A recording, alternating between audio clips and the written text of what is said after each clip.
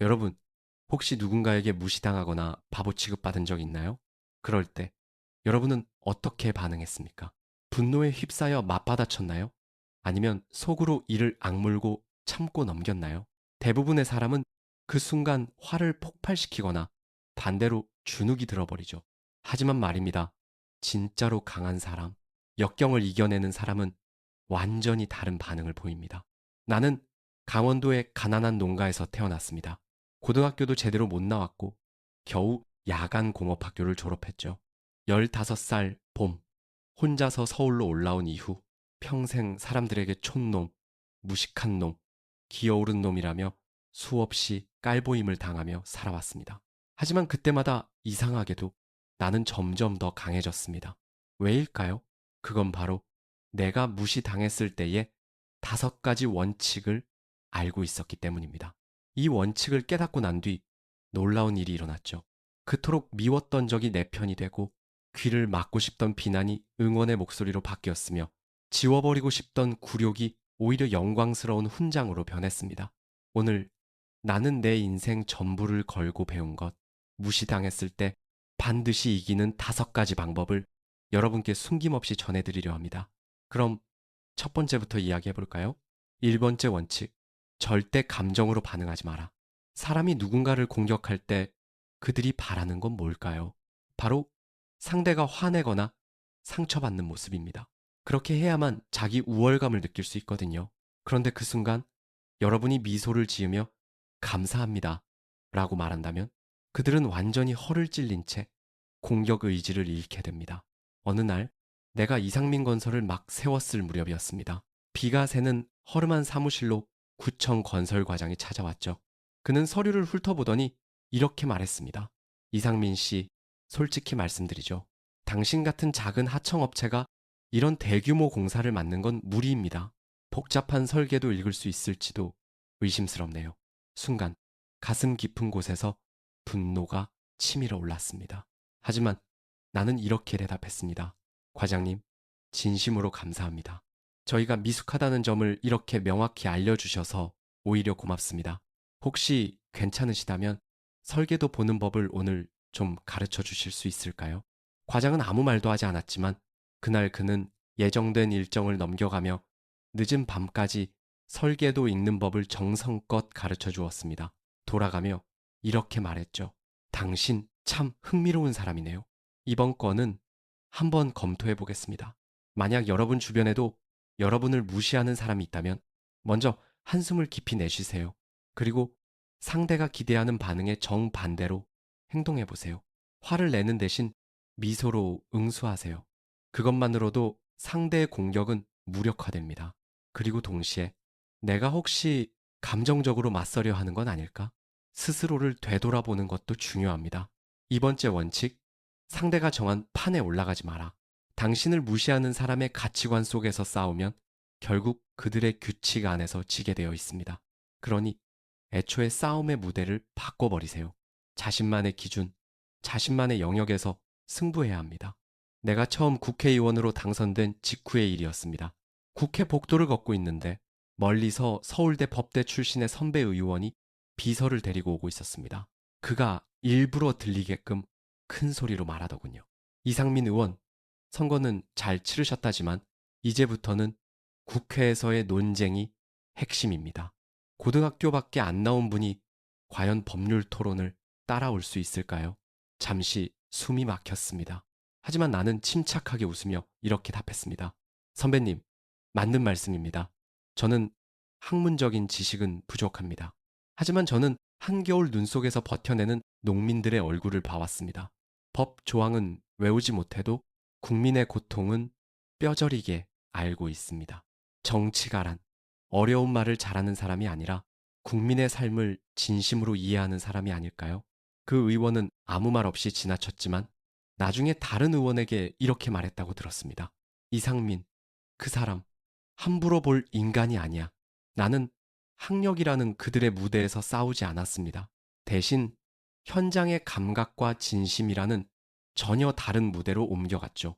누군가 당신을 깎아내릴 때 굳이 상대가 정한 게임판에서 싸울 필요는 없습니다. 학력으로 공격받으면 경험과 성실함의 세계로 끌고 가세요. 그럼 상대의 공격은 헛손질로 끝납니다. 상대의 전장이 아닌 나의 전장에서 싸워라. 이것이 진정한 역전의 기술입니다. 3번째 원칙, 비판을 성장의 씨앗으로 삼아라.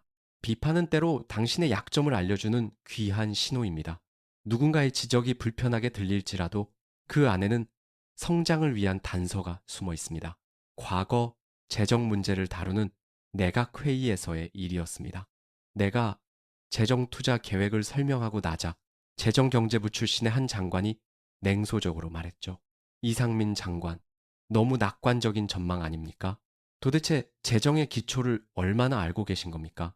순간 얼굴이 화끈거렸습니다. 자존심은 상하고 가슴은 쪼개질 듯 아팠죠. 솔직히 말해 나는 재정을 체계적으로 배운 적이 없었습니다. 회의가 끝나자마자 나는 참모를 불렀습니다. 오늘 밤부터 재정 공부를 시작하자. 젊은 관료 5명만 모아줘. 그날 밤부터 나는 새벽까지 공부를 시작했습니다. 재정의 기본부터 차근차근 모르는 건 부끄러워하지 않고 이렇게 말했죠. 나는 학교에서 못 배웠으니 제발 처음부터 가르쳐줘. 절대 애둘러 말하지 마. 3달 후 같은 주제로 회의가 다시 열렸습니다. 이번엔 내가 누구보다 자세하게 설명했죠. 회의가 끝난 뒤 그때 나를 비웃던 장관이 다가와 말했습니다. 이상민 장관, 오늘 자료 훌륭했습니다. 나는 미소를 지으며 머리를 숙였습니다. 그때 지적해 주신 덕분에 이렇게 배웠습니다. 진심으로 감사합니다. 누군가가 당신의 약점을 지적했을 때 그걸 단순히 악의적인 비난으로 치부해버리는 건 쉽습니다. 하지만 그 말 속에 단 1%라도 진실이 있다면 그건 성장을 위한 귀중한 힌트가 됩니다. 자존심을 내려놓고 겸손히 배우세요. 머리를 숙여 배우고 그 분함을 연료로 삼아 남들보다 몇 배는 더 노력하십시오. 그게 바로 무시당했을 때 할 수 있는 최고의 반격입니다. 4번째 원칙, 한 걸음 물러서서 상대를 돋보이게 만들어라. 이건 완전히 상황을 뒤집는 비법입니다. 어느 날 당내 회의 자리에서 일이 벌어졌습니다. 파벌의 실력자가 사람들 앞에서 나를 조롱하듯 말했죠. 이상민 의원, 당신처럼 학력도 없는 사람이 복잡한 경제정책을 이해할 수 있겠습니까? 순간 회의장에 웃음이 새어나왔습니다. 하지만 나는 조용히 일어서 깊숙이 고개를 숙이며 말했습니다. 선배님, 귀한 지적 감사드립니다. 방금 주신 말씀 꼭 가르침으로 기록에 남기겠습니다. 이렇게 많은 분들 앞에서 저를 바로잡아 주시니 오히려 영광입니다. 그 실력자는 아무 말도 하지 못하고 자리로 돌아갔습니다. 나는 그날 배포된 자료에 이렇게 적었습니다. 의원님의 지도로 수정함. 그 결과 그 사람은 그 뒤로 공식 석상에서 나를 공격하지 않았습니다. 왜냐면 내가 한 걸음 물러선 순간 그의 행동은 혼자 소리 지르는 사람의 모습으로 남았기 때문입니다. 누군가 당신을 깎아내릴 때 정면으로 맞받으면 싸움이 됩니다. 하지만 살짝 물러서면 공격한 쪽만 초라해지고 주변의 시선은 자연스레 당신 편으로 기울게 됩니다. 한 발 물러남으로써 상대를 불리하게 만드는 것. 이것이 바로 진정한 역전의 기술입니다. 5번째 원칙. 관계를 끊어내어 마음을 지켜라. 세상에는 안타깝게도 이유 없이 끊임없이 악의를 퍼붓는 사람들이 있습니다. 어느 날 같은 당의 젊은 의원이 술자리에서 내 험담을 늘어놓고 다닌다는 말을 들었습니다. 이상민은 배운 것도 없으면서 잘난 척한다. 언젠가 진짜 민낯이 드러날 거다. 처음엔 평소처럼 대하려 했습니다. 복도에서 마주쳤을 때 웃으며 요즘 잘 지내나? 하고 인사도 했죠. 그런데 그 다음 주에도 똑같은 소문이 들렸습니다. 그래서 이번엔 그를 식사 자리에 초대했습니다. 혹시 나에게 불만이 있다면 솔직히 말해보게. 하지만 그 후에도 그는 계속 내 뒤에서 같은 말을 반복했습니다. 그때 나는 깨달았습니다. 이런 사람은 바뀌지 않는다. 그래서 조용히 참모에게 말했죠. 그 사람과는 꼭 필요한 일 외엔 연락하지 마. 그 후로도 그의 험담은 계속되었지만 이상하게도 내 마음은 평온했습니다.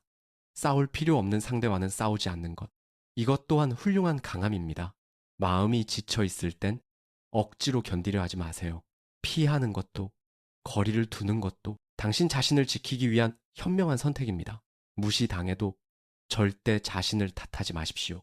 오늘 이야기한 5가지 원칙처럼 대처하거나 혹은 거리를 두는 것, 그 모든 판단이 당신의 인생을 더 강하고 풍요롭게 만드는 지혜입니다. 나는 그것을 믿습니다. 그리고 여러분이 이 말을 자신의 삶 속에서 직접 증명해낼 것이라 믿습니다.